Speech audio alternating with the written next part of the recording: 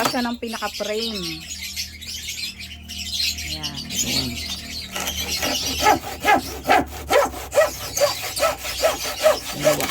Dalawa. Ayan, dalawa. So, ito na yung nilagari-lagari ng tatay namin. So, ayan siya. Okay. Plyboard. Ayan. Nilagyan na ng ano. Ito, wallpaper yan. Para naman maganda-ganda ng konti. Ano, minarkahan ni Papa Lo ng ano, ng pen. So, ayan, bago natin ikabit sa kahoy, ilagyan niya ng ito, spacer. Kasi pagka direkta mo itinornilyo yan dito sa kahoy, tama yan, may tendency tumama yung LC dun sa kahoy. So, ayan, may spacer na siya.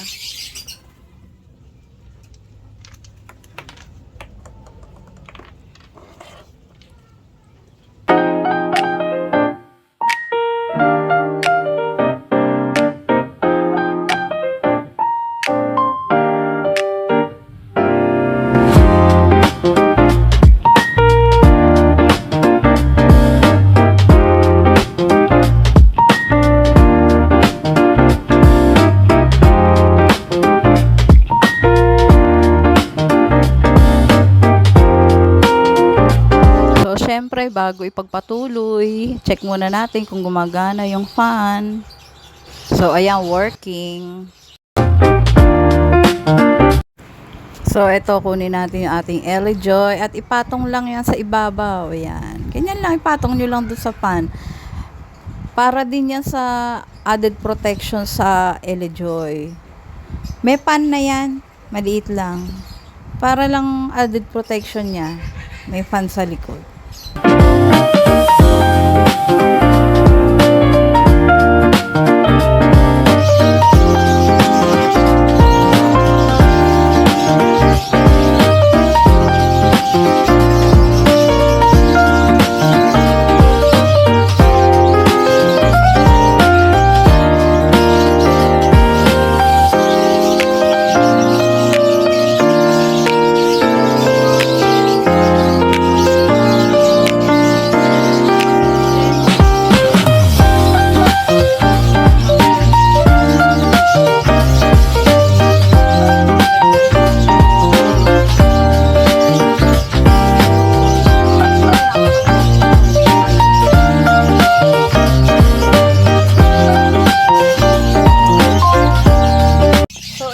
Dumating to, ayan, yung mga cable na yan, wala siya nito.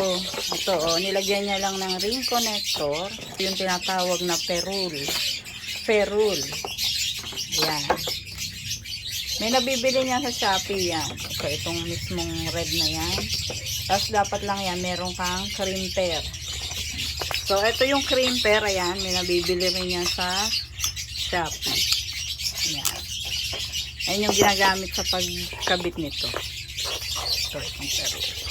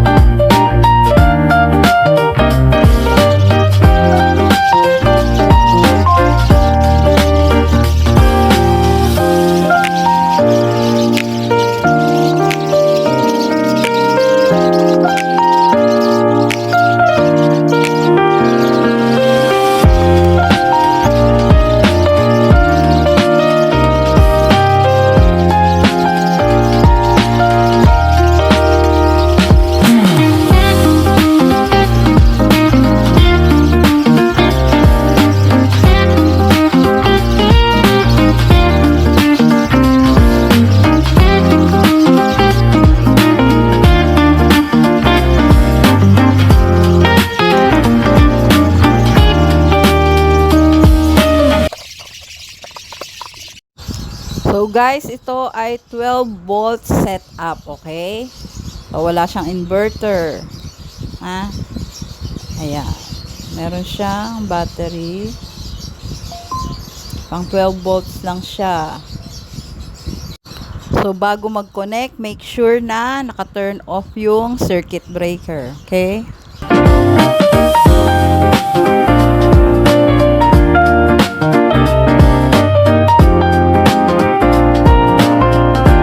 Kapag bubukas ng LED, itong panel na to, kailangan una itong i-on bago battery. Okay. So, i-ano muna natin to. So, connect muna natin sa panel. Tama, pag kinonect ko to sa panel, gagana na to. Kaya lang, hindi ka kailangan magkamali, ah.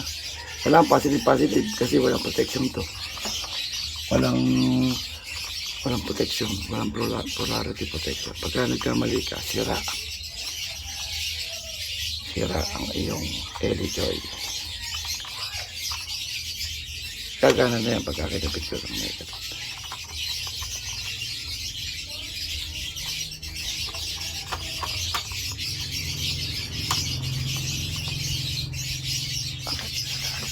So, i-on natin yung panel. Yun. So, ito guys. Ayan, siguraduhin nyo na yan yung sa panel. Kahit na anong connection naman. Basta yan, kailangan yung positive sa positive yung i-connect ha. Yung negative sa negative.